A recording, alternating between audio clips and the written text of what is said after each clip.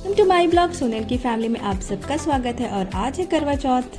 अभी हम लोग जो व्रत के बाद का जो खाना पीना है ना वो सारा कुछ बना लिए हैं और जो प्रसाद चढ़ता है जैसे कि खीर है, पूरी, फिर बहुत सारा चीज़ है खाने पीने का, तो वो हम लोग ने बना लिया। पर हाँ, पहले से इस बार ना बहुत कम हम लोग बनाए हैं क्योंकि आपको पता है कि मेरी थोड़ी तबीयत नहीं ठीक है, तो इस वजह से हम लोग उतना नहीं कर पाए हैं। और शाम के टाइम का पूजा का सारा चीज़ हम लोग बना लिए। प्रसाद साथ जो चढ़ाना है जिसमें खीर पूरी एकदम मस्त बन गया है। और दीदी भी अभी चली गई है नहा के तैयार होने के लिए और मैं अभी जा रही हूँ तैयार होने के लिए नहा के। तो तैयार होने के बाद हम मिलते हैं और फाइनल लुक दिखाते हैं कि हम लोग का करवा चौथ का कैसा लुक है। तो दीदी तो रेडी हो रही है और मैं रेडी हो रही हूँ, उसके बाद आपको मैं बताती हूँ। तो मिलते हूँ मैं रेडी होने के बाद। तो क्या गए हैं, अब हम जा रहे हैं कपड़ा निकाल के पहन। केवल कोई हो या फिर कोई व्रत त्योहार, उसमें एक अलग ही एनर्जी आ जाती है और पॉजिटिविटी आ जाती है। तो मैं यहाँ पे अपना कपड़ा निकालने के बाद रेडी होंगी और दीदी भी वहाँ पे रेडी हो रही है। मैं दिखाऊंगी कि मैं और दीदी दोनों कैसा पहने हैं और क्या क्या तैयारी की है। यहाँ पे है दीदी का ये कपड़ा, वो फिर उनकी चूड़ी ज्वेलरी ये पहन रही है।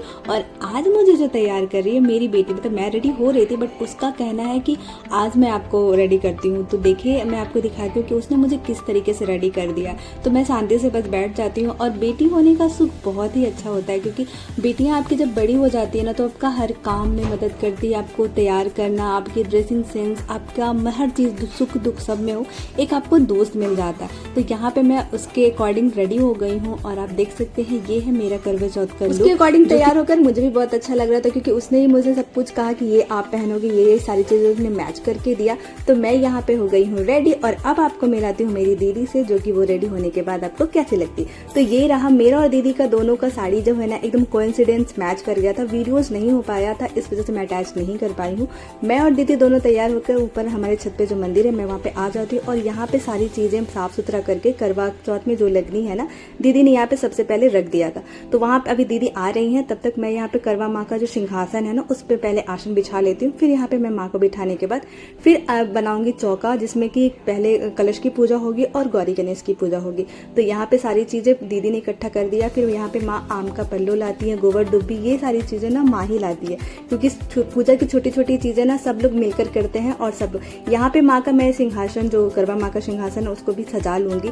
और इसमें फल वल, इसमें मेन चीज़ क्या होता है, सास के लिए भी हम लोग देते हैं, अपने लिए भी चढ़ाते हैं। तो सास के माँ के लिए मैं लेकर आई थी साड़ी, जो कि मैं नवादा से ही लेकर आई थी, जो कि बहुत खूबसूरत उसका कलर है। और श्रृंगार के साथ साथ हम कुछ सोने चांदी की चीज़ भी देते हैं। तो स्पेशली ज़्यादातर हम लोग बिछुआ ही देते हैं माँ को। और मैं दीदी दोनों साथ में पूजा करने के लिए बैठ गए हैं और इसमें ना छोटी छोटी तैयारी करने में भी समय लग जाता है। माँ का श्रृंगार सारा कुछ हो गया, फिर हम लोग अपने लिए भी श्रृंगार चढ़ाएंगे। तो यहाँ पे दीदी भी अपनी साड़ी श्रृंगार सारा कुछ लाकर रख दी थी क्योंकि सारी चीज़ें इकट्ठा करने के बाद फिर हम पूजा स्टार्ट करेंगे। यहाँ पे फिर गौरी गणेश की पूजा हो रही है, मतलब गोबर धोबी की। उसके बाद फिर कलश की पूजा करने के बाद फिर हम करवा माँ को यहाँ पे पूजा करेंगे। उनके बाद उनको श्रृंगार कराया जाएगा स्नान ध्यान कराने के बाद।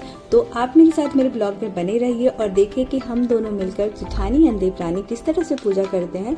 और मुझे ना प्रॉब्लम्स है, नीचे मैं बैठ नहीं सकती हूँ, इस वजह से मैं इस तरह से बैठी हूँ थोड़ा सा ऊंचे स्थान पे करके, क्योंकि मेरी जो प्रॉब्लम्स है ना मुझे ज़्यादा बैठना है, झुकना है।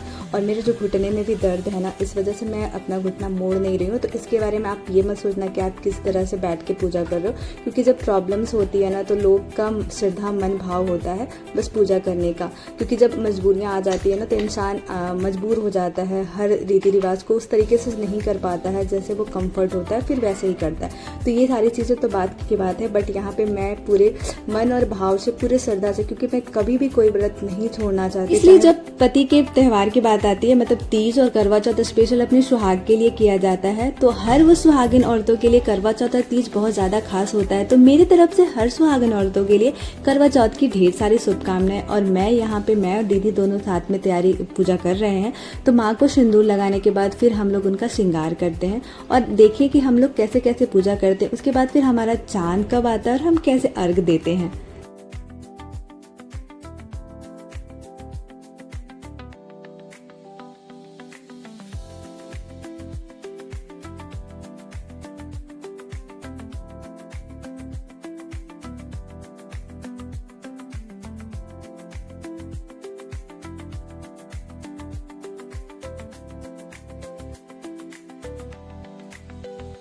सारा प्रसाद भोग लगाने के बाद ये फिर जो माँ के लिए साड़ी लेकर आए थे ना वो उनको चढ़ाकर रखते हैं। और ये होता है सास का कलश रखा जाता है। इसमें मतलब चूड़ा, मिठाई, मखाना, ड्राई फ्रूट्स, बहुत सारी चीज़ें होती हैं, वो सारा चीज़ डालने के बाद हम रख देते हैं और हम फिर अपने अपने करवा को चढ़ाने लगते हैं, जिसमें कि करवा का जो टोटी होता है ना मुंह, उसमें हम यहाँ पे कूस की बाली डालते हैं। तो हमारा जोड़ा करवा होता है। जब हम कभी अकेले पड़ते हैं ना, जैसे कभी दीदी नहीं रही या मायके चली गई या फिर कहीं बाहर है, तो जोड़ा करवा इसलिए रखा जाता है कि वो फिर हम जब फेरते हैं ना जोड़ा करवा, तो कोई अकेले ना रह जाए। तो इस वजह से फेरने के लिए एक मिट्टी का मेरा करवा है और एक है पीतल का। तो हम दोनों का यहाँ पे करवा है, जिसको करवा को हम लोग सजा लिए हैं। और ये जो मिट्टी का करवा है ना, मार्केट में एकदम सुंदर सुंदर सजा धजा मिल रहा था। और ये जो हमारा पीतल का करवा, इसमें हम लोग लैस लगाकर इसको सजाए थे। और यहाँ पे मेरा करवा और मेरी दीदी दोनों लोग कथा करने के बाद फिर करवा को फेरते हैं।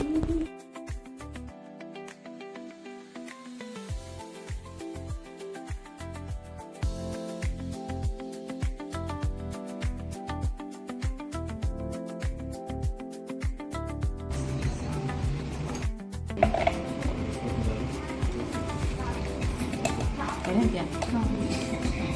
एक साहूकार था जिसके 7 बेटे और एक बेटा हुआ करते थे। एक दिन कार्तिक के चौथ का व्रत आया तो भाई बोला कि बहन आओ, बहन भोजन करें। बहन बोली कि आज करवा चौथ का व्रत है, चांद उगने पर ही खाऊंगी। तब भाइयों ने सोचा कि चांद उगने तक बहन भूखी रहेगी।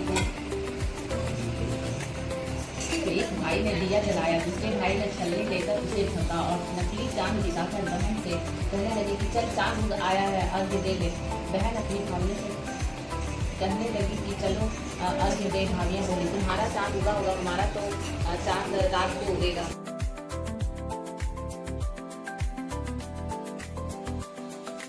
चांद को अर्घ देने के लिए फिर हम लोग अपनी अपनी थाली और दिया को सजा लेते हैं। उसके बाद फिर हम तैयारी करने के बाद फिर हम जाएंगे छत पे अर्घ देने के लिए। और फिर हम लोग जो कलश को फेरते हैं, मतलब करवा को फेरते हैं ना, तो ये बातें बोलते हुए ही फेरते हैं।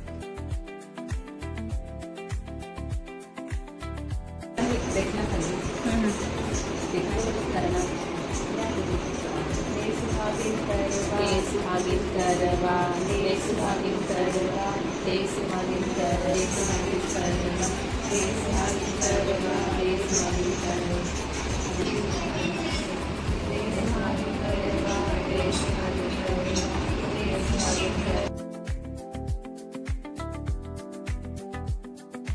फेरने के बाद फिर पूजा की जो आरती की थाली को हम सजाने के बाद माँ का आरती कर लेते हैं। फिर मैं बैठे बैठे एकदम थक गई थी, तो थोड़ा देर मैं खड़ी हो जाती हूँ। और फिर हम लोग सारे बच्चों को, फिर पतिदेव भी तैयार होकर आ गए थे और भैया भी तैयार होकर आए नहीं थे। फिर हम लोग साथ में सब लोग मिलकर आरती करेंगे और फिर हम आरती करने के बाद फिर चांद को अर्घ देने जाएंगे।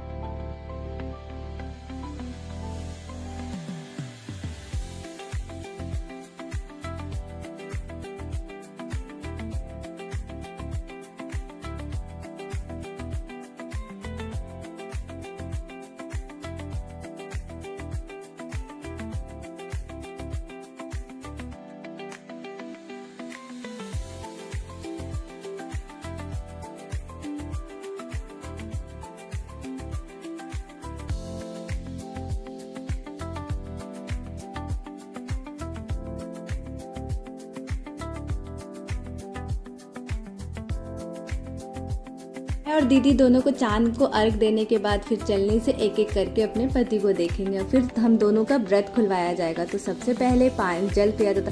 जब ये पानी मुझे पिला रहे थे ना, तो मुझे ऐसा लग रहा था कि मैं और पानी पीऊँ, क्योंकि भूख तो लगती नहीं है, प्यास ही बहुत लग जाती है। तो यहाँ पे पहले पति की पूजा कर लेने के बाद फिर उनके हाथों से जल दिया जाता है। और यहाँ पे दीदी का देखिए पूजा हो चुका है, वो चांद देख चुकी है और जल पी ली है। फिर उनको मिठाई खिलाया जाता है, क्योंकि मीठा भी और पानी पिलाया जाता है। मैं अपने पति का आशीर्वाद लेती हूँ और उसके बाद फिर मैं उनके हाथों से व्रत खोलती हूँ। हेलो माय यूट्यूब फैमिली, अगर मेरी वीडियो आपको अच्छी लगती है और पसंद आती है तो मुझे लाइक और सब्सक्राइब करना बिल्कुल ना भूलें। अगर आप मेरी वीडियोस में नए हैं तो मेरे चैनल को सब्सक्राइब कर लें ताकि इस तरह की जितनी भी मैं वीडियोस पोस्ट करूं उसकी नोटिफिकेशन आप तक जल्दी पहुंच जाए। यहाँ पे व्रत खोलने के बाद फिर मैं नीचे आ जाती हूँ और जो हमने अपनी माँ के लिए जो भी श्रृंगार और साड़ी कपड़ा फिर जो भी प्रसाद उनके लिए चढ़ाया था उनको देने के बाद उनका आशीर्वाद लेते हैं, माँ बाबूजी दोनों का।